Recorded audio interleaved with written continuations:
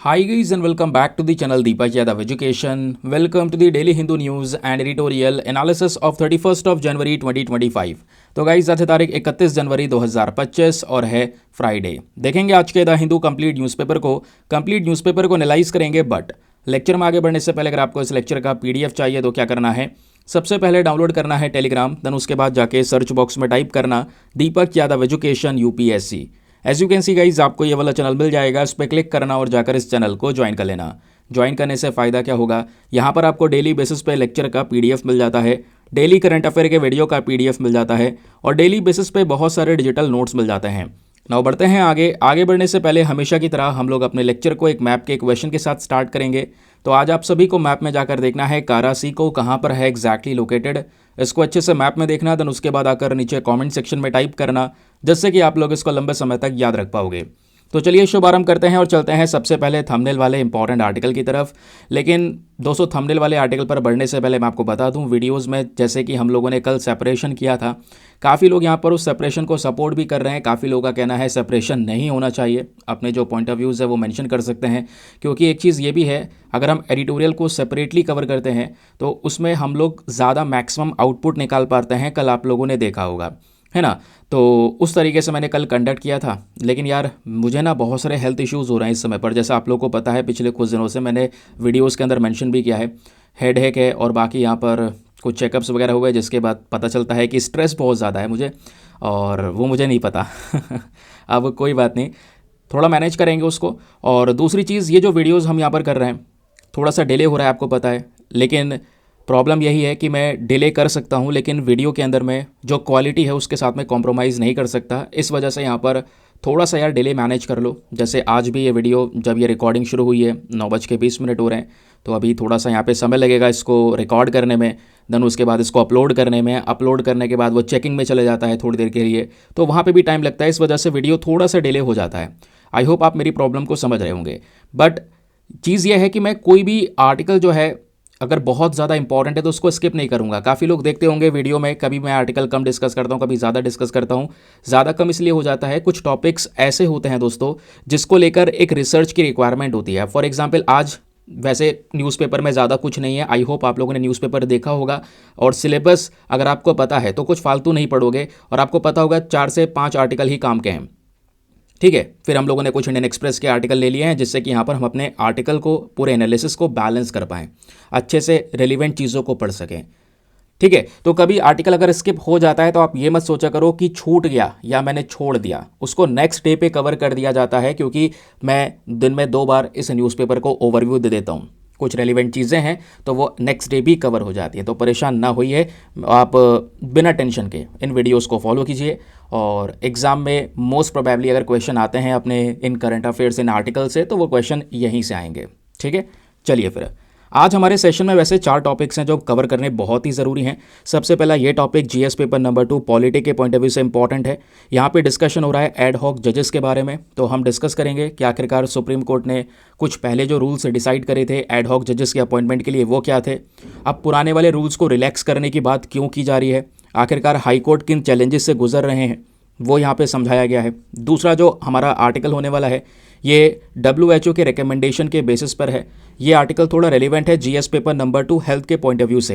देखिए आज भारत में हम ज़्यादा प्रोसेस फूड्स और इन सब फूड्स को ज़्यादा कंज्यूम करते हैं, स्नैक्स वगैरह ज़्यादा चलता है, जिससे यहाँ पर सॉल्ट का कंजम्पशन ज़्यादा हो जाता है। हर चीज़ में हमें नमक डालकर खाना पसंद है। सैलड को हेल्दी माना जाता है, बट कभी सैलड के ऊपर में बहुत ज़्यादा यहाँ पर सॉल्ट को स्प्रिंकल कर दिया जाता है, उसके बाद कंज्यूम किया जाता है। तो दोस्तों यहाँ पे ये जो सोडियम सॉल्ट है इसकी मात्रा अगर बॉडी में बढ़ती है तो इससे बहुत सारे हेल्थ इश्यूज़ हो सकते हैं। तो WHO ने उसको लेकर रिकमेंडेशन शेयर किए हैं, कुछ यहाँ पे सजेशन दिए हैं कि हम इसको लेकर क्या कर सकते हैं। वेरी इंपॉर्टेंट टॉपिक, बिल्कुल स्किप मत कीजिएगा। देन उसके बाद में सुपर इंपॉर्टेंट टॉपिक, आज आप लोग इस टॉपिक को स्किप करने वाले हैं बहुत सारे लोग, लेकिन नहीं करना है, गलती से भी मत करना, क्योंकि ऐसे बहुत सारे टॉपिक्स हैं जिसको लेकर यूपीएससी क्वेश्चन पूछ चुका है। यहाँ पे बात हो रही है गवर्नमेंट ने प्लान किया है to employ targeted containment to stop leprosy transmission. Leprosy नाम का जो ये इशू है, ये बीमारी है, इसको लेकर ऑलरेडी बहुत सारे गवर्नमेंट एग्जाम्स में क्वेश्चंस बन चुके हैं। लेप्रोजी एक समय पर भारत में बड़ी प्रॉब्लम हुआ करती थी। 2005 के बाद में इसको लेकर समस्याएं थोड़ी सी कंट्रोल हुई ना, बाद में फिर से केसेस निकलते हुए नजर आए। तो अभी सरकार का जो प्लान है कैसे हमें लेप्रोसी ट्रांसमिशन को रोकना है उसके बारे में आर्टिकल में डिस्कशन किया गया है, विच इज़ वेरी इंपॉर्टेंट। चलिए नेक्स्ट जो हमारा इंपॉर्टेंट टॉपिक होने वाला है वो इंडियन एक्सप्रेस का है, और शुरुआत हम इससे ही करेंगे क्योंकि हमने थंबनेल भी इसी आर्टिकल के आधार पे बनाया है। अब देखिए यहाँ पे डिस्कशन हो रहा है पिनाका प्रोजेक्ट के बारे में। आपको पता है Pinaka multi barrel rocket launcher Bharat का एक प्रीमियम रॉकेट लॉन्चर सिस्टम है। मल्टी बैरल रॉकेट हमने क्यों बोला है, क्योंकि इस पिनाका सिस्टम से ढेर सारे रॉकेट्स एक बार में लॉन्च किए जा सकते हैं। We will discuss in this section. फिर उसके बाद यहाँ पर आपको ये भी पता होना चाहिए, क्योंकि हम पिनाका के बारे में बात कर रहे हैं तो वेपन्स के बारे में बात हो रही है, कैबिनेट कमेटी ऑन सिक्योरिटी के बारे में बात हो रही है, तो सब ये किस चीज़ से रिलेटेड है, डिफेंस से रिलेटेड है। और आपका पता है जीएस पेपर नंबर 3 के अंदर में ही डिफेंस एंड सिक्योरिटी का जो टॉपिक है वो मैंशनड है। तो एक्चुअली में हुआ क्या है, कैबिनेट कमेटी ऑन सिक्योरिटी जो क्या करती है, वेपन्स के खरीद को, ठीक है, उसमें और भी बहुत सारे डिस्कशंस को कंडक्ट करती है। तो इस पर्टिकुलर कमेटी ने रिसेंटली 10,000 करोड़ रुपए का जो प्रोजेक्ट है इसको अप्रूव किया है। ये प्रोजेक्ट किस चीज़ के लिए है, फॉर द पिनाका एम्यूनिशन। अब देखिए दो वर्ड्स हैं, एक पिनाका है दूसरा एम्यूनिशन है। एम्यूनिशन मतलब गोला बारूद की बात हो रही है। तो पिनाका की ताकत को और बढ़ाने के लिए यहाँ पे दोस्तों कुछ एक्स्ट्रा एम्यूनिशन को परचेज किया जा रहा है। ये स्पेशल फोकस इस आर्टिकल में कवर किया गया। अब देखिए ये सारे के सारे आर्टिकल्स आपके सामने हैं, लेकिन ये मैंने आपको एक ओवरव्यू दे दिया। इन आर्टिकल्स को पढ़ के इसमें से notes banana is very important. वो करना कैसे है चलिए मैं आपको बताता हूँ, साथ ही साथ में क्वेश्चन की प्रैक्टिस भी करवाता चलूंगा। फॉर एग्जाम्पल जैसे हम लोग अभी ये वाला आर्टिकल डिस्कस कर रहे हैं, इंडियन एक्सप्रेस वाला, पिनाका प्रोजेक्ट वाला, तो इसमें से पढ़ना क्या क्या है ये आपके सामने इन्फॉर्मेशन अवेलेबल है दोस्तों। ठीक है, तो हुआ क्या, कैबिनेट कमेटी ऑन सिक्योरिटी इन्होंने 10,000 करोड़ रुपए की जो ये डील है इसको मंजूरी दे दी है। अब इस पर्टिकुलर डील के अंदर में दो अलग अलग कॉन्ट्रैक्ट साइन करे गए हैं। एक है 6,050 करोड़ रुपए का, दूसरा है 4,000 करोड़ रुपए का, जिसमें से यहाँ पर क्या किया जाएगा, जो हमारे पिनाका रॉकेट्स हैं इसके लिए गोला बारूद यहाँ पर परचेज किया जाएगा, जिससे पिनाका की जो स्ट्रेंथ है उसको और एनहेंस करने के ऊपर हम फोकस कर रहे हैं। क्योंकि पिनाका सिस्टम यहाँ पे क्या करता है, हमको एक एरिया डिनायल प्रोवाइड करवाता है। अब आप ये टर्म समझते हैं एरिया डिनायल, ये क्या है सुनिएगा। ये आप देखेंगे दोस्तों, ये है पिनाका रॉकेट लॉन्चर। इसमें जो हम लोगों ने ऊपर रॉकेट लॉन्चर्स तैयार कर रखे हैं, इसमें हमने एक वर्ड यूज़ किया था multi barrel rocket launch system. Now ये मल्टी बैरल का मतलब समझ रहे हो, इतने सारे रॉकेट्स एक साथ लॉन्च कर सकता है। अब देखिए एक जो ट्रक है ये बेसिकली टाटा ट्रक है, ठीक है। इस टाटा ट्रक पे हमने ये पूरा सिस्टम को माउंट कर रखा है, और इसमें एक पोर्शन में जब आप देखोगे तो आपको ये 6 मिसाइल्स देखने को मिल जाते हैं, दूसरे पोर्शन में 6 मिसाइल देखने को मिल जाते हैं। तो कहने का मतलब है एक टाटा ट्रक पर 2 पॉड्स हैं, और 2 पॉड्स में हर एक पॉड में 6-6 मिसाइल्स हैं। तो एक ट्रक पे आप 6 मिसाइल्स लगा सकते हैं, और 6 मिसाइल्स को एक साथ यहाँ पर एक के बाद एक दाग सकते हैं। कुछ ही सेकंड्स के अंदर में आप कह सकते हैं जिस एरिया में डिस्ट्रक्शन मचाना हो उस एरिया में आराम से पिनाका मल्टी बैरल डिस्ट्रक्शन मचा सकता है। और आपके पास में ऐसे 2, 3, 8, 10 सिस्टम खड़े करके एक साथ लॉन्च करो तो कुछ ही सेकंड्स के अंदर में दोस्तों आप मल्टीपल रॉकेट्स को लॉन्च कर सकते हैं। ठीक है, ये इतना सिंपल है। यानी हमारा जो दुश्मन है वो अगर हमारे एरिया में आना चाह रहा है उसको पहले ही बाहर ही उड़ा दिया जाएगा इतने सारे रॉकेट्स को लॉन्च करके। इसी वजह से हम अपने एरिया की प्रोटेक्शन कर पाएंगे, और यही हमारा एरिया डिनायल होता है कि भाई दूसरे को अपने एरिया में घुसने तक नहीं देने वाले। ठीक है, अब इसके की फीचर्स मैंने आपको बता दिया। इसमें हाई एक्सप्लोसिव एमिनेशन के ऊपर फोकस किया गया है, ज़्यादा गोला बारूद के ऊपर हम स्पेशली फोकस कर रहे हैं ताकि इसकी ताकत बढ़ाई जा सके। इसका ऑटोमेटिक फ़ायदा हमारे सोल्जर्स को मिलेगा, हमारे ट्रूप्स को मिलेगा, ठीक है, और दुश्मन को यहाँ पे हम अच्छा जवाब दे पाएंगे। ठीक, अब इसको हम अपग्रेड करते हुए नजर आए हैं पहले से ही, और अभी भी मैंने अपग्रेड किया है। और मैं आपको बता दूं Pinaka multi barrel rocket launcher system काफ़ी सारे कंट्रीज़ को पसंद भी आया है, जिसमें से आर्मेनिया नाम के देश ने ये सिस्टम हमसे परचेज भी किया हुआ है ना, जिसको उन्होंने अज़रबैजान के साथ युद्ध में इस्तेमाल किया। दूसरा, रिसेंटली आपको याद होगा फ्रांस को लेकर मैंने आर्टिकल डिस्कस किया था। फ्रांस भी आजकल सोच विचार कर रहा है कि वो पिनाका सिस्टम को ही क्यों ना परचेज कर ले। ठीक है, कुछ यहाँ पर बेसिक अपने कह सकते हैं टारगेट्स के लिए, तो वो रिसेंटली आर्टिकल भी पब्लिश हुए थे। नाउ क्वेश्चन यहाँ पर यह है कि ये सिस्टम हमने डेवलप कर लिया है, ठीक है, अच्छी बात यह है कि हमने खुद से बनाया है इस पूरे multi barrel rocket launcher system को। ऐसा ही ना रशिया का एक ग्रैड सिस्टम है, उसी से इंस्पायर होकर हमने अपना पिनाका को डेवलप किया। वैसे आपको याद होगा पिनाका मैं पहले भी कई बार पढ़ा चुका हूँ, तो मैं आप लोगों से एक बहुत सिंपल सा क्वेश्चन यहाँ पे पूछना चाहता हूँ। सर क्वेश्चन यह है कि ये जो पिनाका वर्ड है ये किस चीज़ से लिया गया है, ज़रा बताइए नीचे कमेंट सेक्शन में। याद है ना, मैंने कई बार बताया है, एक फ़ोटो का भी इस्तेमाल करता हूँ जब जब मैंने आपको ये पढ़ाया है। तो इसको हमने खुद से बनाया है। तो basically make in India initiative को हम प्रमोट कर रहे हैं, हम सेल्फ रिलायंसी की बात कर रहे हैं, आत्मनिर्भर भारत को प्रमोट करने की बात कर रहे हैं। नाउ अब इसमें जो यहाँ पे एमिनेशन हम लोग बनाने वाले हैं और बहुत सारा यहाँ पर इसमें डिटेलिंग्स जो ऐड की जाएगी, वो काम हमारा कौन करने वाला है। हमारे पास में दो डिफेंस कंपनीज हैं जो बहुत पॉपुलर हैं, वैसे बहुत सारी हैं, उनमें से दो पॉपुलर कंपनीज, एक का नाम है सोलर इंडस्ट्री, दूसरे का नाम है MIL। सोलर इंडस्ट्री को बोला जाता है, ये एक्सप्लोसिव्स जो होते हैं ना, विस्फोटक जिसको बोलते हैं, इस प्रकार के मटेरियल के मैन्युफैक्चरिंग के मामले में one of the largest manufacture है सोलर इंडस्ट्री। दूसरा है जो मिश्र धातु निगम लिमिटेड, इनका भी बहुत इंपॉर्टेंट रोल होने वाला है इस पूरे मैन्युफैक्चरिंग प्रोसेस में, क्योंकि ये जो पर्टिकुलर बॉडी है मेटल्स, एलॉयज़, इन सब चीज़ों को प्रोड्यूस करने में स्पेशलिस्ट है। ठीक है, अब ये कोलैबोरेशन कहीं ना कहीं हमारे मिरागा को मजबूत करेगा, जिससे मेक इन इंडिया इनिशिएटिव को और ज़्यादा बढ़ावा दिया जाएगा। तो ये जो पिनाका एम्युनिशन प्रोक्योरमेंट डील है, जो हम यहाँ पर ये Pinaka multi barrel rocket launcher system तैयार कर रहे हैं, इसको भी तैयार करेंगे, है ना, गोला बारूद भी ऐड करेंगे, तो बहुत सारे काम होने वाले हैं। इससे क्या होगा, इसका सबसे बड़ा फ़ायदा ये होगा, हम बॉर्डर पर अपने पिनाका को तैनात कर सकेंगे पूरी मजबूती के साथ, क्योंकि बॉर्डर पर दो कंट्रीज़ हैं करंट समय पर जो हमारे लिए एक स्ट्रेटेजिक चैलेंज है। वो कौन कौन सी हैं? China and Pakistan. अब दोस्तों, चाइना के साथ में LAC यानी लाइन ऑफ एक्चुअल कंट्रोल वाला पोर्शन है, जहाँ पे एक बहुत बड़ा डिस्प्यूट बना रहता है। पाकिस्तान के साथ में लाइन ऑफ कंट्रोल वाला पोर्शन है, जहाँ पे पाकिस्तान के साथ में डिस्प्यूट बना रहता है। तो उस पर्टिकुलर रेंज में हम चाहते हैं इस Pinaka multi barrel rocket system को हम तैनात करें, डिप्लॉय करें। ठीक है, ये जो पिनाका सिस्टम है, इसके बारे में कुछ और चीज़ आपको जाननी हो तो जैसे आज भारत के पास में ब्रह्मोस क्रूज मिसाइल है, ब्रह्मोस जो रशिया और भारत दोनों ने मिलकर डेवलप किया हुआ है। उसके अलावा smirk multi rocket launcher system है, इनको और सपोर्ट प्रोवाइड करवाएगा ये पिनाका रॉकेट लॉन्चर सिस्टम। ठीक है, तो ये 10,000 करोड़ रुपए का जो यहाँ पर ये पिनाका एम्युनिशन प्रोजेक्ट है, ये एक रेलिवेंट स्टेप होने वाला है इंडियन आर्मी की क्षमता को बढ़ाने के लिए, उनकी शक्ति को, उनकी कह सकते हैं कि पावर को एनहेंस करने के लिए, जो हम अभी डिस्कस कर चुके हैं। बाकी अगर आप लोगों से प्रीलिम्स में मान लो पिनाका के बारे में कुछ बेसिक चीज़ें पूछ ली जाएँ, तो वो बेसिक डेटा आपके सामने यहाँ पे प्रेजेंट है, इसको पढ़ सकते हैं। ठीक है, कि भाई ये मल्टीपल रॉकेट लॉन्चर सिस्टम कैसा है, इसको बेसिकली डिज़ाइन किसने किया है, इसको जो पूरा एक स्क्रैच से तैयार करने वाली बॉडी है वो है armament research and development establishment. ये हमारी DRDO की ही लेबोरेटरी है। डिफेंस को लेकर जो वेपन्स है वो आपको पता है defence research and development organisation बनाता है, और DRDO की कुछ लैबोरेटरीज़ हैं, उसमें से यहाँ पर एक लैबोरेटरी आपका ARDE है। ठीक, तो इसके थ्रू यहाँ पे पिनाका सिस्टम को डेवलप किया गया। अब एक बात और सुनिएगा, जैसे पिनाका की हम बात कर रहे हैं तो ये बहुत घातक तरीके से अटैक कर सकता है, ये इसके अंदर में ताकत है। भारी मात्रा में गोला बारूद दाग सकता है, ये इसके अंदर में ताकत है, क्योंकि इसमें से मल्टीपल मिसाइल्स को हम लॉन्च करने की ताकत रखते हैं।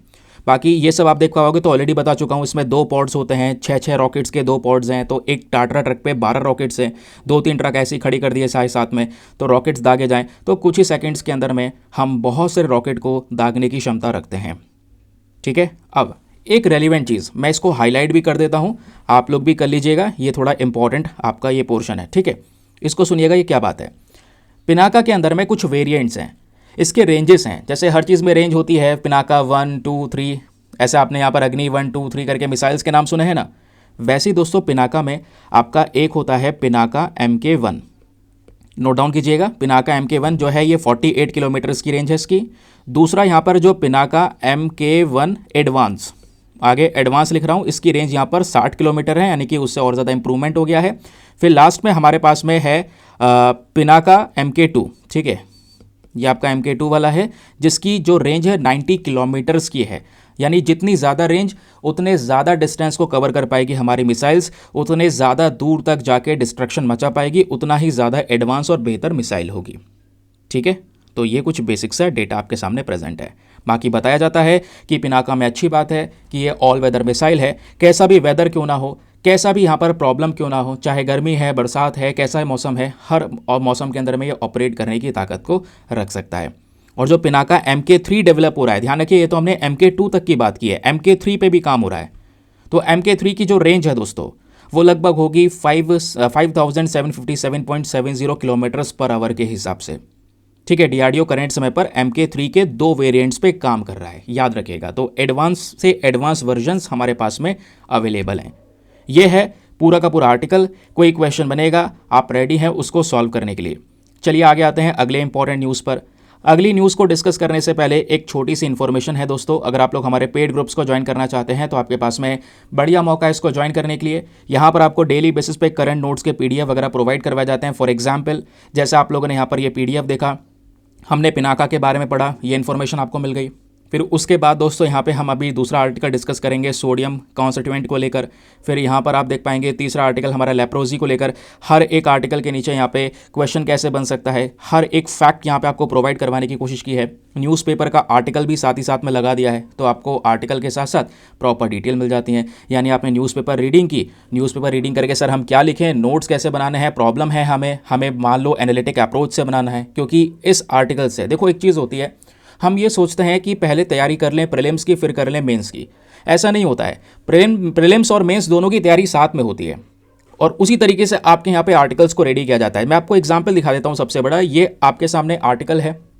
तो ऐसा नहीं है कि केवल न्यूज़पेपर पढ़ के चले जाओ, इसमें से प्रीलिम्स के लिए 2-4 फैक्ट निकाल लो यार, मेंस के पर्सपेक्टिव से भी इसको एनालाइज कर लो साथ ही साथ।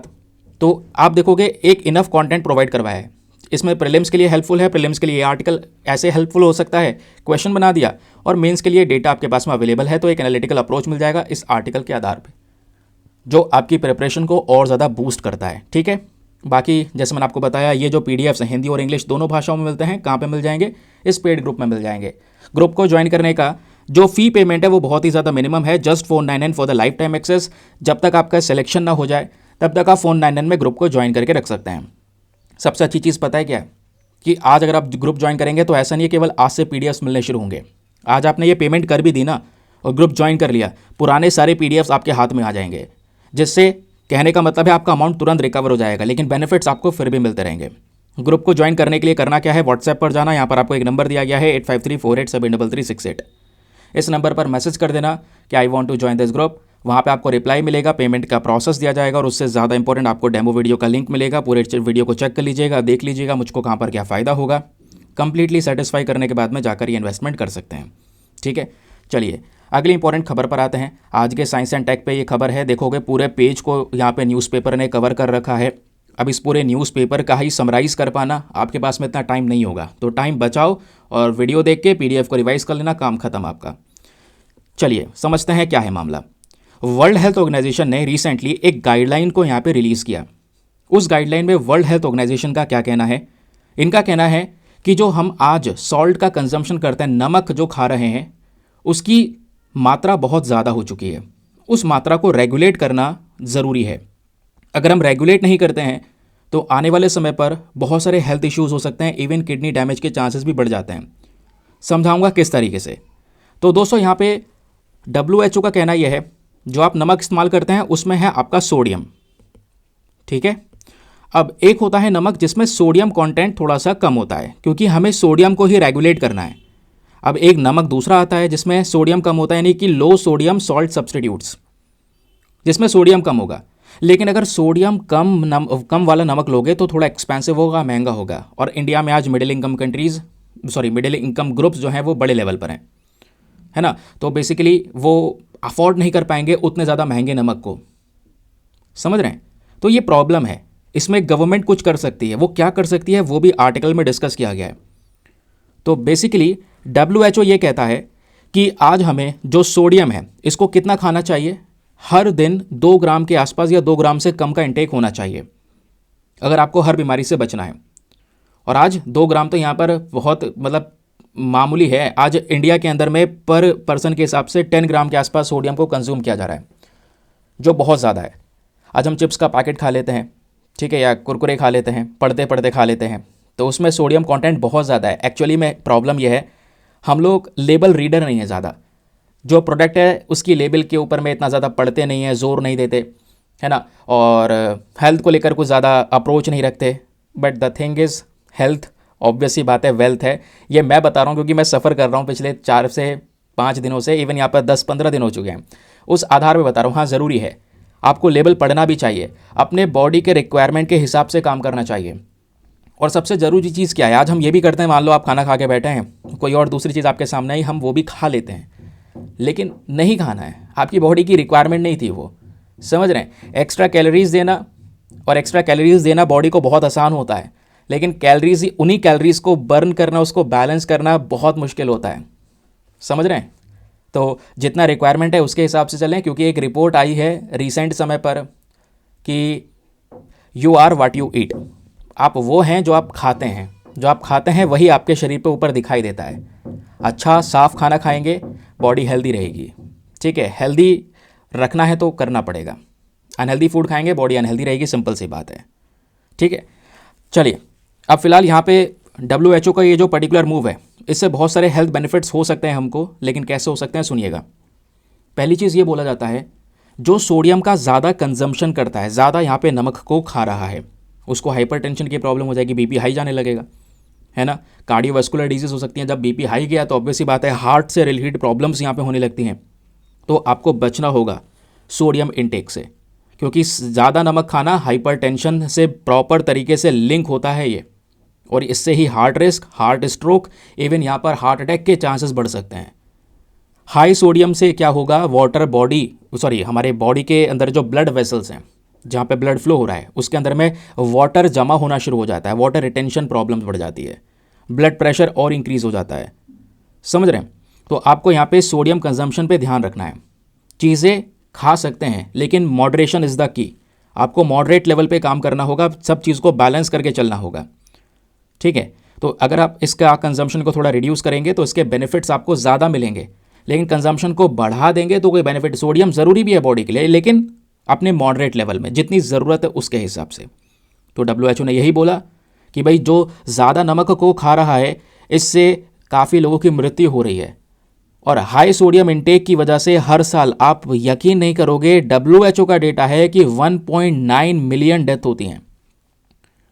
कितनी? 19 लाख लोगों की मृत्यु होती है हर साल ज़्यादा नमक खाने की वजह से। इस वजह से यहाँ पे सॉल्ट कंजम्पशन को रिड्यूस करना बहुत ही ज़्यादा ज़रूरी है। ठीक है, दूसरा यहाँ पे क्या हेल्थ बेनिफिट है, देखो अगर हम सोडियम को थोड़ा बैलेंस कर लेते हैं तो इससे एथेरोस्क्लेरोसिस, उसके अलावा वैस्कुलर हेल्थ, इनको मैनेज कर पाएंगे। ठीक है, एक्चुअली में होता क्या है, कई बार हम पोटेशियम भी यूज़ करते हैं। पोटेशियम जो है, इसको हम एज अ सब्स्टिट्यूट यूज़ कर सकते हैं। पोटेशियम से आपके बॉडी में बहुत सारे फ़ायदे मिलेंगे, लेकिन प्रॉब्लम यह है वहाँ पे भी मॉडरेशन लेवल में कंज्यूम करना ज़रूरी है। अगर आप उसको एक्सेस में कर देंगे, ज़्यादा खाने लगेंगे, तो उसके भी बहुत नुकसान होंगे। और हर चीज़ का यही है, ज़्यादा करेंगे, ज़्यादा लिमिटेशंस के पार जाके आप उसको कंज्यूम कर लेंगे तो नुकसान होंगे। फिर एट द लास्ट क्या होता है, ज़्यादा सोडियम कंजम्पशन की वजह से नॉन कम्युनिकेबल डिजीज़ बढ़ जाती हैं। ठीक है, कार्डियोवास्कुलर डिजीज़ के अलावा भी, यानी कि हार्ट रिलेटेड डिजीज़ तो होगी, उसके अलावा किडनी फेलियर के, किडनी डिजीज़ के चांसेस होंगे, गैस्ट्रिक कैंसर के चांसेस होंगे, मेटाबॉलिक डिसऑर्डर हो जाएगा, मोटापा बहुत ज़्यादा बढ़ने लगेगा, ये सब प्रॉब्लम्स हो जाएंगी। और वर्ल्ड हेल्थ ऑर्गेनाइजेशन ने यही बोला है, सॉल्ट को रिड्यूस करना ज़रूरी है, और आज दुनिया में यहाँ पर यही स्ट्रैटेजीज़ को हमें अपनाना चाहिए। तो क्वेश्चन यहाँ पर यह आता है, भारत के सामने आखिरकार क्या चैलेंज है और हमें उस चैलेंज से कैसे लड़ना होगा ताकि हम ये सोडियम कंजम्पशन के पैटर्न्स को बैलेंस कर सकें। तो सबसे पहली चीज़, इंडिया की जो डाइटरी हैबिट है दोस्तों, इसमें WHO क्लियरली बोल चुका है, जितना रिकमेंडेशन WHO ने दिया है उससे दुगना हम यहाँ पे सोडियम का कंजम्पशन करते हैं। WHO का यहाँ पर कुछ कहना है, मैं आपको दिखाता हूँ। ये आप देखेंगे, इस डेटा को आप लिख के रख सकते हैं। इसको मैंने इसलिए अलग से पोस्ट किया, चाहो तो स्क्रीनशॉट लिख के, मतलब क्लिक करके अपने पास में स्टोर कर लेना या लिख लेना कहीं पे। WHO ने ये रिकमेंड किया है, पर डे के हिसाब से हमें 2 ग्राम सोडियम चाहिए, और 2 ग्राम सोडियम आपको 5 ग्राम ऑफ नमक से मिल जाएगा, 5 ग्राम सॉल्ट से मिल जाएगा, यानी कि एक दिन में आप 5 ग्राम सॉल्ट ले सकते हैं। ये एडल्ट के लिए है। लेकिन इंडिया के अंदर में दोस्तों यहाँ पर जो सोडियम का कंटेंट है, ये 10 ग्राम के आसपास, हम 10 ग्राम्स के आसपास यहाँ पर डे पे सोडियम को कंज्यूम कर रहे हैं, विच कंट्रीब्यूट्स टुवर्ड्स दी हाइपरटेंशन, जिससे हाइपरटेंशन होने के चांसेस बहुत ज़्यादा हैं। तो ये हमारा लिमिटेशन का डेटा हो गया, जिसको आप याद कर सकते हैं, ये फैक्ट है आपके लिए। ठीक है, तो इंडिया में पैटर्न्स क्या है वो आपको समझ में आ गया। दूसरा, यहाँ पे अगर आप सोच रहे हैं कि सोडियम की जगह पोटेशियम का यूज़ कर लेंगे तो इससे भी रिस्क ज़्यादा हो सकता है, क्योंकि मान लो पोटेशियम का आप ज़्यादा कंज्यूम करने लगे, वो पोटेशियम आपके बॉडी में स्टोर होगा और किडनी से रिलेटेड डिजीज़ शुरू हो जाएंगी। मान लो कोई इंसान है जिसको किडनी से प्रॉब्लम है, उसकी बॉडी यहाँ पर ज़्यादा पोटेशियम को बॉडी से नहीं निकाल पा रही है, या बॉडी से निकालने में परेशानी हो रही है, फिर आप पोटेशियम खा रहे हैं, पोटेशियम स्टोर हो रहा है किडनी में, जिससे आपको हाइपर कैलीमिया नाम की जो प्रॉब्लम है ये हो सकती है, क्योंकि जब हाइपर कैलीमिया होता है तो इंसान के बॉडी के अंदर में पोटेशियम का लेवल डेंजरसली ग्रो होना शुरू हो जाता है, जो सही नहीं है। समझ रहे? तो इंडिया के अंदर में प्रॉब्लम ये भी है कि आज काफ़ी सारे लोगों को किडनी की बीमारियां हैं, लेकिन वो किडनी की बीमारियां अनडायग्नोस है, उनको पता नहीं है कि उनको किडनी की समस्या है, क्योंकि ज़्यादातर लोग यहाँ पे हम लोग क्या करते हैं, इतना ज़्यादा चेकअप नहीं करवाते, ट्रीटमेंट नहीं करवाते, तो आधे से ज़्यादा बॉडी की प्रॉब्लम्स हमको पता नहीं होती है। और डाइट ऑलरेडी ख़राब चल रही है, जिससे बॉडी को नुकसान पहुंचाते रहते हैं। एट द लास्ट जब परेशानी बढ़ जाती है उसके बाद हम इलाज करवाने जाते हैं, तब पता चलता है कि हाँ यार ये समस्या थी हमें। समझ रहे हैं? ये एक प्रॉब्लम है, बड़ी प्रॉब्लम है। फिर बात आती है इकोनॉमिक एंड पॉलिसी चेंजेस के बारे में। हमें क्या करना है, कॉस्ट फैक्टर को भी देखना है। अगर आप सोच रहे हैं कि मार्केट में, क्योंकि अच्छी बात यही होगी भाई, अगर हमें सोडियम हम देख रहे हैं कि बहुत ज़्यादा खा रहे हैं, नमक बहुत ज़्यादा खाने की आदत है, तो क्यों ना यहाँ पर कंपनी से ये बोला जाए कि वो कंपनीज अपने नमक के अंदर में सोडियम का जो लेवल है उसको कम कर दें, थोड़ा सा बैलेंस कर लें। ठीक है, अगर कंपनी से बोल देंगे तो वो करने को तैयार हैं। कंपनी ने ऐसे बहुत सारे मार्केट में उतार रखे हैं प्रोडक्ट जिसमें सोडियम कम है, लेकिन सर वो जो सोडियम कम वाला नमक है ना, वो एक्सपेंसिव है, जैसे मैं आपको पहले बता चुका हूँ। और इंडिया में लोअर इनकम पॉपुलेशन ज़्यादा है, तो वो खरीद नहीं पाएगी, और सफ़र भी यही पॉपुलेशन कर रही है, तो फिर क्या फ़ायदा? कुछ फ़ायदा नहीं होगा। या फिर अगर आप करवा रहे हैं तो गवर्नमेंट के जो प्रोग्राम्स हैं वो चलवाइए, लेबलिंग को मैंडेटरी यहाँ पर करवाइए। उसके अलावा प्राइस रेगुलेशन, यानी कि सरकार थोड़ा प्राइस वगैरह सेट कर दे कि भैया इससे ज़्यादा प्राइस नहीं होना चाहिए, ये करना ज़रूरी है। तभी यहाँ पर चेंजेस होंगे, तभी लोगों को यहाँ पर हम बदल पाएंगे। तो गवर्नमेंट सपोर्ट की रिक्वायरमेंट है, बिल्कुल है। इसको लेकर कुछ पॉलिसी रिकमेंडेशन शेयर करे गए हैं, जैसे हम अवेयरनेस फैला सकते हैं, लोगों में जागरूकता फैलानी ज़रूरी है। अब जैसे इस वीडियो के माध्यम से आप में से काफ़ी सारे लोगों को आज इसके बारे में पता चल रहा होगा, काफ़ी सारे लोगों को पता होगा, क्योंकि हम 2023 से ही ये सोडियम कंजम्पशन को लेकर आर्टिकल जब आता है तो डिस्कस करते हैं। तो ऐसे क्या हो रहा है, हमारे बीच में जागरूकता बढ़ रही है। अब थोड़ा आप स्टेप्स उठाएंगे, थोड़ा आप अपने फैमिली में बताएंगे, अपने पेरेंट्स को बताएंगे, दूसरे तक बात पहुंचेगी। तो इस तरीके से कैंपेन चलाने ज़रूरी हैं ताकि लोगों को एजुकेट किया जा सके। दूसरा, मेडिकल ट्रेनिंग चलानी ज़रूरी है, ताकि यहाँ पे हम लोग कुछ प्रोग्राम्स को ट्रेन कर सकें अपने हेल्थ केयर प्रोफेशनल्स के लिए, ताकि वो पेशेंट्स को गाइड कर सकें कि कैसे हमें अच्छे मात्रा में सॉल्ट का यूज़ करना है। फिर एट द लास्ट हमें क्या करना होगा, अपने जितने भी फूड मैन्युफैक्चरर्स हैं जो खाने पीने की चीज़ें बना रहे हैं, उनसे कहना होगा कि भाई आप सोडियम कंटेंट को अपने फूड में कम रखें, स्पेशली प्रोसेस्ड फूड्स के अंदर में, जो आज के समय पर सबसे ज़्यादा अवेलेबल हैं। फिर एट द लास्ट एक काम और कर सकते हैं, सरकार बीच में आए और गवर्नमेंट को आके क्या करना पड़े, जैसे दूसरी चीज़ों पे सब्सिडी दे रही है, वैसे यहाँ पर जो लो सोडियम वाले सॉल्ट हैं, सब्सिट्यूट्स हैं, उस पर सब्सिडी दे, जिससे यहाँ पर जिसमें सोडियम कम है, ऐसे प्रोडक्ट मार्केट में थोड़े सस्ते हो जाएंगे, लोग यहाँ पर परचेज कर पाएंगे। ठीक है, तो ये कर सकते हैं। बाकी एट द लास्ट हमें कंटिन्यूस मॉनिटरिंग की ज़रूरत है। आपको बड़े स्केल पे स्टडीज़ करनी होगी भारत की पॉपुलेशन के ऊपर में, कि आज इंडिया कौन कौन सी प्रॉब्लम से गुजर रहा है। कहीं पोटेशियम तो ज़्यादा नहीं है बॉडी के अंदर में, ठीक है, या फिर सोडियम का प्रॉब्लम जो है वो तो हम डिस्कस कर ही चुके हैं, कितनी डेथ हो रही है ग्लोबल लेवल पर वो भी डिस्कस कर चुके हैं। तो ऐसे मॉनिटरिंग करने की ज़रूरत है। जब हम इसको लेकर सर्वे करेंगे, जानकारी मिलेगी, तो प्रॉब्लम्स का जो डेटा है वो हमारे पास में आएगा, जिसके बाद एक अच्छा सोल्यूशन लिया जा सकेगा ऑल ओवर दी पॉपुलेशन के लिए। तो ये दोस्तों यहाँ पर as a way forward use कर सकते हैं। लास्ट में यहाँ पर ये सॉल्ट सोडियम कंजम्पशन को लेकर डेटा क्या है वो मैं आपको ऑलरेडी बता चुका हूँ। ठीक है, चलिए आगे आते हैं। अब देखिए यहाँ पर एक क्वेश्चन है प्रीलिम्स का, चाहो तो यहाँ पर इस क्वेश्चन को आप अटेम्प्ट कर सकते हैं, अटेम्प्ट कीजिएगा। Consider the following statements regarding WHO recommendation on sodium consumption. 3 statement है WHO के सोडियम कंजम्पशन के रिकमेंडेशन को लेकर, बताइए तीनों में से कौन सा स्टेटमेंट सही है। पहला, WHO ने रिकमेंड किया है 5 ग्राम से कम यहाँ पे सॉल्ट को कंज्यूम करना है पर डे के हिसाब से, हर एक एडल्ट के लिए यहाँ पर यह WHO का रिकमेंडेशन है। दूसरा, WHO ने गवर्नमेंट को एंकरेज किया है कि गवर्नमेंट लो सोडियम सॉल्ट सब्स्टिट्यूट्स को हेल्थ प्रोग्राम्स में जोड़े, इंटीग्रेट करे। तीसरा, WHO का जो ये रिकमेंडेशन है वो यहाँ पर अप्लाई होता है इक्वली हमारे हर एक इंडिविजुअल्स पे, हर एक व्यक्ति पे ये रिकमेंडेशन अप्लाई होता है, चाहे वो किडनी का डिजीज़ के साथ में क्यों ना जूझ रहा हो, हर एक पे अप्लाई होता है। तो WHO का रिकमेंडेशन ये मानना होगा सबको। तो क्या ऐसा है, बताइए तीनों में से कौन सा स्टेटमेंट सही है regarding this recommendation on the sodium consumption. Option number A 1 and 2 only, B 2 and 3 only, C 1 and 3 only, या फिर D तीनों के तीनों सही हैं। इसका सही उत्तर क्या होना चाहिए, पढ़ो जल्दी, कमेंट सेक्शन ओपन करो, लिख दो आंसर, क्या होना चाहिए। तो इसका आंसर होना चाहिए दोस्तों, अगर हम पढ़ें तो पहला स्टेटमेंट करेक्ट है यार, WHO का रिकमेंडेशन बिल्कुल सिमिलर यही है। दूसरा स्टेटमेंट भी सही है, हाँ WHO गवर्नमेंट को इन्वॉल्व होने की बात कर रहा है। कह रहा है कि लो सोडियम वाले सब्स्टिट्यूट्स को ज़्यादा प्रमोट करो, तो दूसरा भी सही है। तीसरा, WHO की जो रिकमेंडेशन है, ये जितनी भी रिकमेंडेशन है इतना ये खाना चाहिए, ये सभी इंडिविजुअल के लिए है। चाहे यहाँ पर जो किडनी की बीमारी से गुजर रहा है उसके लिए भी नहीं भाई, किडनी डिजीज़ वालों के लिए नहीं है। किडनी डिजीज़ वाले और प्रॉब्लम से गुजर सकते हैं, उसको अपने हिसाब से, अपने डॉक्टर के कंसल्टेशन के हिसाब से काम करना होगा, ठीक है। तो दैट इज़ वाई थर्ड गलत है, first and second is the correct, option number A 1 and 2 only is the correct answer, ठीक।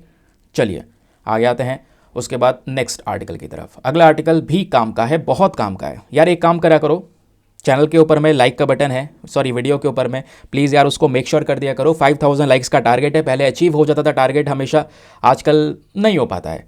अब पता नहीं क्यों, रीज़न ये भी है वीडियो डिले भी, यार मेरी साइड से भी गलतियाँ हैं, बट क्या करें, हेल्थ इश्यूज़ इतने हो गए और आज हेल्थ के बारे में पढ़ा रहे हैं, ज़रूरी भी है। कभी मैं एक पर्टिकुलर वीडियो बनाऊँगा स्ट्रेस मैनेजमेंट को लेकर, स्ट्रेस को लेकर, आप अच्छे से देखिएगा। जल्दी मैं लेके आऊँगा एक अच्छा वीडियो आपके सामने।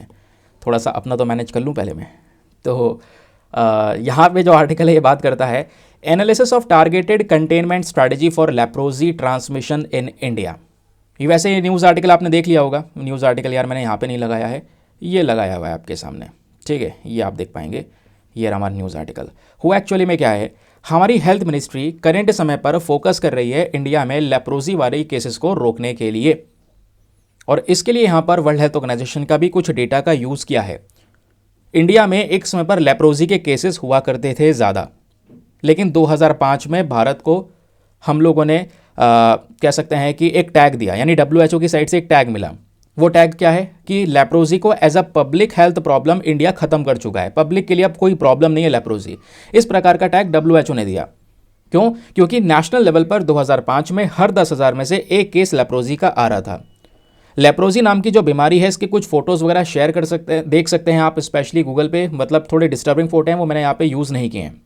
होता क्या एक्चुअली में, तो हाथ वगैरह का जो शेप वगैरह है वो पूरी तरह से चेंज हो जाता है। ये बीमारी एक बैक्टीरिया की वजह से होती है जिसका नाम है माइकोबैक्टीरियम लेप्राई, ठीक है। तो सेंट्रल गवर्नमेंट ने एक नया ट्रीटमेंट अवेलेबल करवाया कि किस तरीके से हम लेप्रोजी के ट्रांसमिशन को रोक सकते हैं, क्योंकि ये बीमारी एक इंसान से दूसरे इंसान में फैल जाती है।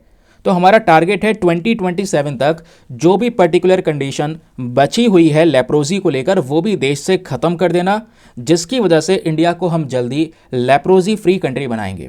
ये बेसिकली हमारा टारगेट है, ठीक है। ये क्लियर हुआ। इसके लिए हम अलग अलग प्लान्स लेकर चल रहे हैं, चाहे वो नेशनल स्ट्रैटेजिक प्लान हो गया, रोड मैप फॉर लेप्रोजी हो गया, ऐसे ढेरों प्लान्स हमारे पास में। चलिए अब यहाँ पर इन प्लान्स को थोड़ा डिटेल से भी कवर कर लेते हैं, वो भी ज़रूरी है। चलिए आ जाते हैं यहाँ पर।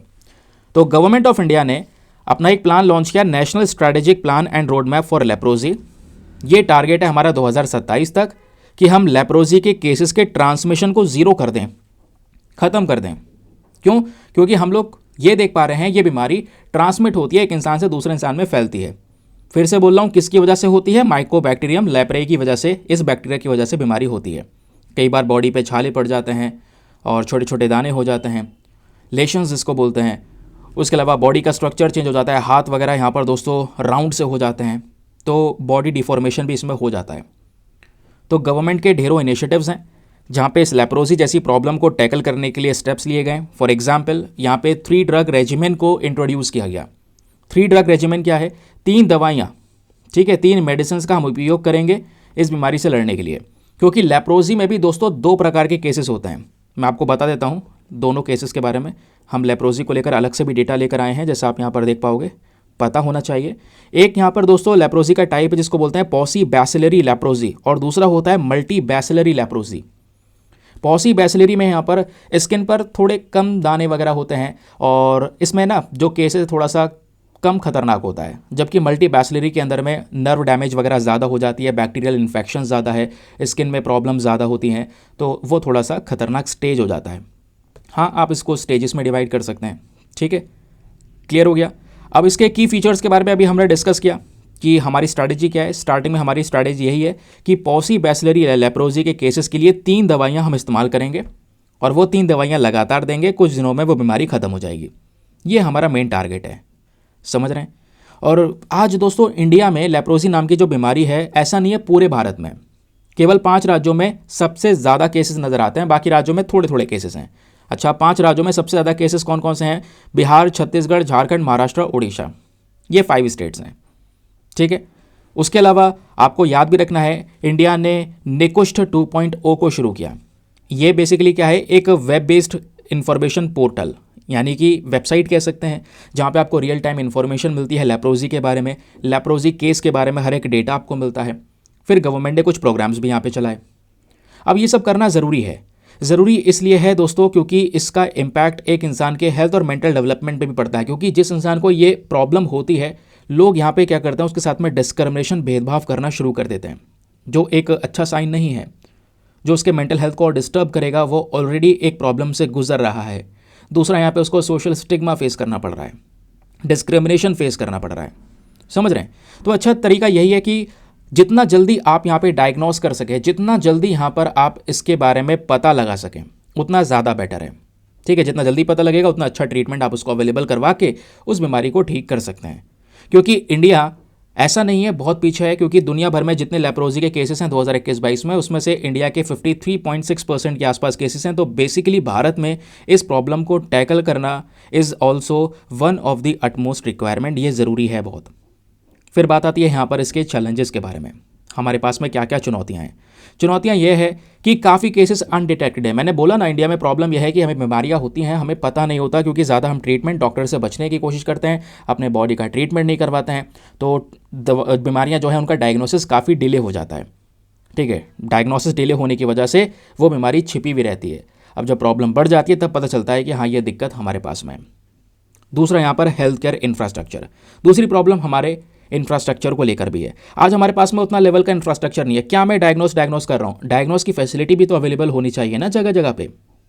वो ट्रीटमेंट की फैसिलिटी अवेलेबल करवाना ये ज़रूरी है, तभी लोग डायग्नोस करवा पाएंगे, तभी ट्रीटमेंट करवा पाएंगे।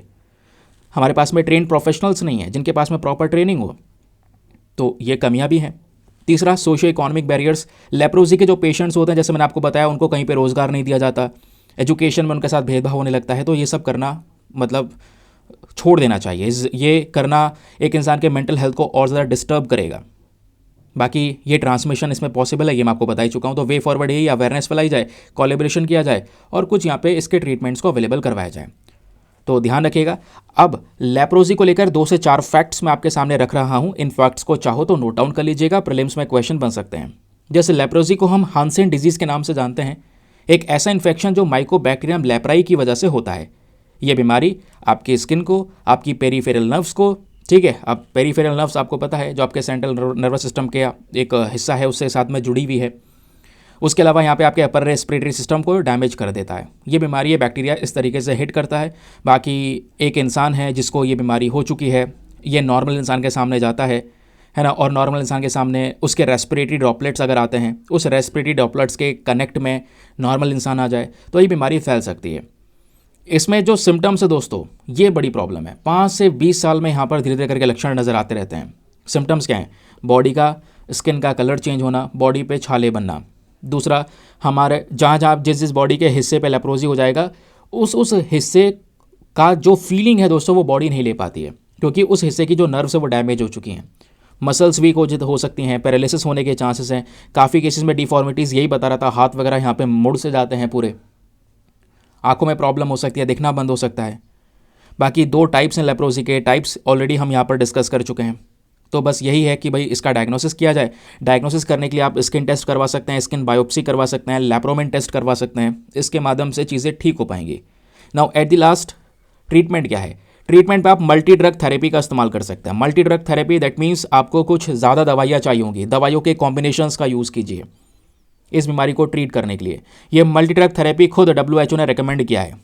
ठीक है, इसमें आप क्या कर सकते हैं, रिफैम्पिसिन और क्लोफेजेमिन देन डैप्सोन, इस तरीके का यहाँ पर ये दवा है, इनका कॉम्बिनेशन यूज़ कीजिए। ये ट्रीटमेंट चलाइए 6 महीने से लेकर 1 साल तक, और ये डिपेंड करता है किस तरीके का बैक्टीरिया ने आपको नुकसान पहुँचाया है, उस हिसाब से यहाँ पर ये ट्रीटमेंट दिया जाता है। अब इंडिया में लेप्रोजी के केसेस क्या हैं? भारत के अंदर अगर आप देखोगे दोस्तों, 60% ग्लोबल लेप्रोजी केसेस इंडिया में, 2023 का डेटा है। तो भारत में ऑलरेडी बर्डन बहुत ज़्यादा है। तो हमें यहाँ पर पहले हम लोगों ने as a public health issue eliminate किया। अब यहाँ पे हमें क्या करना है, इसको पूरे देश से ख़त्म करना है। और जो राज्य हैं, बिहार, उत्तर प्रदेश, महाराष्ट्र, छत्तीसगढ़, उड़ीसा, वेस्ट बंगाल, मध्य प्रदेश, यहाँ पे हमें चीज़ों को टैकल करना होगा, क्योंकि बच्चों में भी लेप्रोजी के केसेस सबसे ज़्यादा हैं। सरकार ने इनिशिएटिव चलाए हैं। नाउ थोड़ा सा आप ध्यान रखिएगा, इन इनिशिएटिव्स के बारे में कई बार मेंस के अंदर में आपसे इनिशिएटिव्स पूछ लिए जाते हैं। For example national leprosy eradication programme हो गया, दूसरा स्पार्श लेप्रोजी अवेयरनेस प्रोग्राम हो गया, निकुष्ट हो गया, आयुष्मान भारत हो गया, मिशन इंद्रधनुष हो गया। These all are the government initiatives to reduce this problem, जिसको हम लेप्रोसी के नाम से जान रहे हैं। जैसे आयुष्मान भारत में free treatment health care services की बात हो रही है, मिशन इंद्रधनुष के अंदर में वैक्सीनेशन प्रोग्राम के बारे में डिस्कशन हो रहा है। ठीक है, याद रखिएगा कि वैक्सीनेशन प्रोग्राम जैसे हम जिसमें BCG दे सकते हैं ताकि कुछ अच्छे इफेक्ट्स दिखाए जा सकें। बाकी इसमें चैलेंजेस क्या हैं वो ऑलरेडी हम डिस्कस कर चुके हैं, और ग्लोबल इनिशिएटिव्स क्या हैं वो भी हम कवर कर चुके हैं। बस इतना याद रखिएगा। फिर एक क्वेश्चन यहाँ पर आप लोगों से इस तरीके से फॉर्म हो सकता है कि बताइए leprosy is caused by which of the following bacteria. किस बैक्टीरिया की वजह से लेप्रोजी होता है? Mycobacterium tuberculosis? नहीं, इसकी वजह से ट्यूबरक्लोसिस TB जैसी बीमारी होती है। दूसरा है माइकोबैक्टीरियम लैप्रे, ये बिल्कुल करेक्ट है। Option number B, Mycobacterium leprae की वजह से ही लेप्रोजी नाम की जो प्रॉब्लम है वो देखने को मिल जाती है। चलिए come on to the next article. अगला आर्टिकल हमारा GS पेपर नंबर 2 पॉलिटी के रिस्पेक्ट में बहुत ज़्यादा रेलिवेंट है, याद रखिएगा। अब एक्चुअली में आर्टिकल क्या बोलता है ज़रा इसको थोड़ा सा डिस्कस कर लेते हैं। सुप्रीम कोर्ट ने जो कंडीशंस होती हैं for the appointment of ad hoc जजेस टू द हाई कोर्ट्स, इनके अपॉइंटमेंट के ऊपर में थोड़ा रिलैक्सेशन किया है। देखिए है क्या मामला, सुनिएगा। हमारे पास में सुप्रीम कोर्ट्स हैं, हाई कोर्ट्स हैं, फिर उसके बाद में बाकी लोअर कोर्ट्स आ जाएंगे। ठीक है, डिस्ट्रिक्ट कोर्ट्स वगैरह आ जाएंगे। तो हाई कोर्ट में हम जजेस को अपॉइंट करते हैं, सुप्रीम कोर्ट में जजेस को अपॉइंट करते हैं। कॉलेजियम सिस्टम है इसके लिए, रिकमेंडेशन करता है।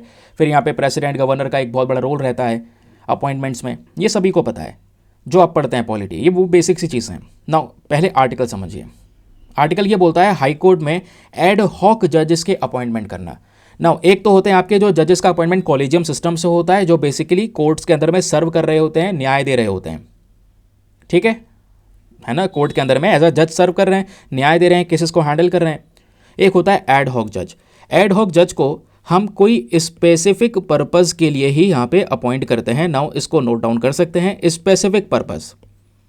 जैसे यहाँ पे हाई कोर्ट के अंदर में एड हॉक जजेस को अपॉइंट करने के लिए क्यों बोला जा रहा है, इसके पीछे का स्पेसिफिक पर्पस, एक कारण है। कारण यह है हाई कोर्ट के अंदर में ऑलरेडी बहुत सारे केसेस पेंडिंग पड़े हुए हैं, तो सर क्यों ना एड हॉक जजेस के तौर पे जितने भी पुराने रिटायर्ड हाई कोर्ट के जजेस हैं उनको अपॉइंट कर लिया जाए और उनको ये काम दिया जाए कि वो पेंडिंग केसेस को बैठ के रिजॉल्व करते रहेंगे। तो इससे हमारे जितने पुराने केसेस पेंडिंग है वो यहाँ पे ख़त्म हो जाएंगे, क्योंकि लाखों केसेस पेंडिंग पड़े हैं हाई कोर्ट्स के अंदर में। तो यही हमारा मेन पर्पज़ है। ठीक है, तो आपसे क्वेश्चन बने what is the purpose of ad hoc जजेस के अपॉइंटमेंट का, तो बेसिकली यहाँ पर आपको पता होना चाहिए कोई स्पेसिफिक पर्पज़ इसका हो सकता है। ठीक है, कोई स्पेसिफिक पर्पस इसका होगा, उस वजह से हमने अपॉइंटमेंट कर रखा है। नाउ अब आ जाते हैं आर्टिकल के ऊपर। इस एनालिसिस को थोड़ा और ब्रेक डाउन करते हैं, इसको मेंस प्रीलिम्स दोनों के पर्सपेक्टिव से हैंडल करते हैं। सुनिएगा, तो बैकग्राउंड क्या है इस इशू का, ये क्लियर हो चुका है। क्योंकि एड हॉक जजेस के अपॉइंटमेंट को लेकर ऑलरेडी हमारे पास में रूल्स एंड रेगुलेशंस थे। जो हमारे पास में रूल्स थे दोस्तों अप्रैल 2021 के थे, लेकिन उसमें ना रिस्ट्रिक्शन बहुत ज़्यादा थी, प्रॉब्लम्स बहुत ज़्यादा थी, इतना आसान नहीं था कि एड हॉक जज को अपॉइंट कर पाएँ। तो सुप्रीम कोर्ट ने बस खाली अब इस मामले में उस रिस्ट्रिक्शन को थोड़ा सा हल्का कर दिया है। बस खाली ये बोला है कि अब आसानी से हम एड हॉक जज को अपॉइंट कर पाएंगे, और उसके पीछे का पर्पस क्या है, पर्पस है केसेस का पेंडेंसी। पेंडिंग केसेस आज हमारे हाई कोर्ट्स में बहुत ज़्यादा है, बैकलॉग बहुत ज़्यादा है। कितना बैकलॉग है लगभग सर, तो आपके पास में ये डेटा प्रेजेंट है कि करंट समय पर लगभग 60 लाख से ज़्यादा केसेस आज पेंडिंग है हमारे हाई कोर्ट्स के अंदर में, जिसमें दोस्तों 20 लाख केसेस क्रिमिनल केसेस हैं। तो केस लोड बढ़ रहा है, केस लोड बढ़ेगा तो ये प्रेशर हमारे जुडिशियल सिस्टम के ऊपर में है। तो क्यों ना भाई, जब आपके पास में प्रोविजन है एड हॉक जजेस का, तो रिटायर्ड जज को बुला लो, एड हॉक जज के तौर पे अपॉइंट कर लो, और उनको यहाँ पे बोल दो कि जितने पेंडिंग केसेस हैं आप बैठ के आराम से उसको रिजॉल्व करते रहिए, जिससे यहाँ पे हमारा जो करंट केसेस है उसको जजेस हैंडल कर लेंगे और पेंडिंग केसेस है उसको एड हॉक जज हैंडल करते रहेंगे। मामला थोड़ा सा बैलेंस हो जाएगा। इस वजह से यहाँ पे सुप्रीम कोर्ट ने अभी एड हॉक जजेस के अपॉइंटमेंट के प्रोसीजर को यहाँ पे थोड़ा सा इजी करने के लिए बोला है।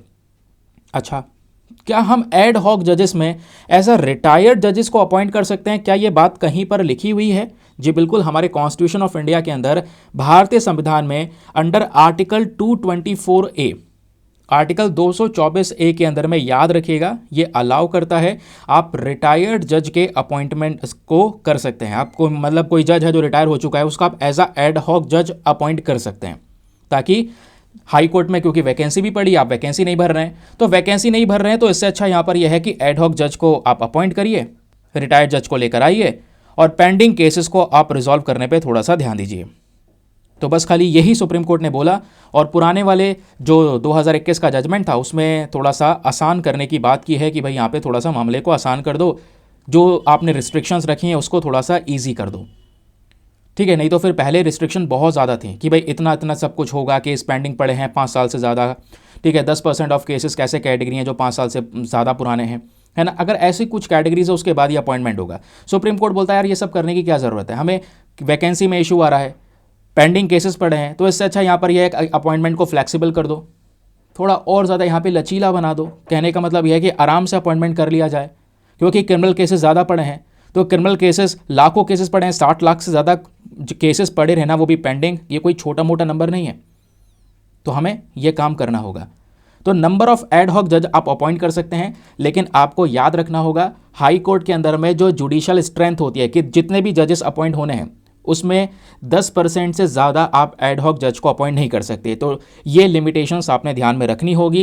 एंड प्रैक्टिकल टर्म्स में अगर हम बात करें, 2 से 5 एड हॉक जज को हम अपॉइंट कर सकते हैं एक पर्टिकुलर हाई कोर्ट के अंदर में। वो डिपेंड करता है यहाँ पर उसकी स्ट्रेंथ के ऊपर में, उस हाई कोर्ट में कितने जजेस की स्ट्रेंथ है, तो उस हिसाब से हम क्या कर सकते हैं, 2 से 5 एड हॉक जज अपॉइंट कर सकते हैं जो पुराने वाले केसेस को रिजॉल्व करते रहेंगे। इसका फ़ायदा क्या होगा, इससे हमारी जुडिशरी एफिशिएंसी बढ़ेगी, क्योंकि हम नए केसेस को देख रहे होंगे, हमारे जजेस जो अपॉइंट हुए हैं, और पुराने जो पेंडेंसी ऑफ केसेस हैं उसको रिजॉल्व कर रहे होंगे हमारे एड हॉक जजेस। तो इससे यहाँ पे जो हमारे कोर्ट पे बर्डन है पेंडेंसी का वो थोड़ा सा कम हो जाएगा। दूसरा, हम यहाँ पे कॉन्स्टिट्यूशन का बेहतर तरीके से उपयोग कर रहे होंगे, आर्टिकल 224A का, जो ऑलरेडी यहाँ पर ये पावर देता है, तो इसका अच्छे से उपयोग हो रहा होगा। तीसरा, क्रिमिनल जस्टिस सिस्टम में यहाँ पर अच्छा इंपैक्ट पड़ेगा, क्योंकि हम क्रिमिनल केसेस को पहले हैंडल कर पाएंगे आराम से। उसके अलावा रिटायर्ड जजेस, क्योंकि रिटायर्ड जजेस क्या है भाई, उन पर तजुर्बा है, इतना साल उन्होंने काम किया है, एक्सपीरियंस है, तो क्यों ना उस एक्सपीरियंस से थोड़ा सा आउटपुट निकाला जाए। उनको आप रिटायर हो चुके हैं, वैसे भी वो घर पे बैठे हैं, तो इससे अच्छा यहाँ पर उनको कोर्ट में लाओ एज अ एड हॉक जज। अब यहाँ पे उनका जो पूरा टर्म का एक्सपीरियंस रहा है वो यहाँ पे उपयोग करेंगे और अच्छा डिसीजन लेंगे केसेस को रिजॉल्व करने में, जितने भी पेंडिंग केसेस पड़े हैं। इसका एडमिनिस्ट्रेटिव इम्प्लीकेशन पड़ेगा, बिल्कुल पड़ेगा भाई। इस डिसीजन से जो चीज़ें वो इंप्रूव होंगी, जुडिशरी इंप्रूव होगी, केसेस थोड़े कम डिले हो पाएंगे। ट्रांसपेरेंट अपॉइंटमेंट्स करना ज़रूरी है ताकि मामला सबके सामने रहे, ठीक है। तो ये यहाँ पर हमारा आर्टिकल है। आई होप आपको क्लैरिटी मिल चुकी है।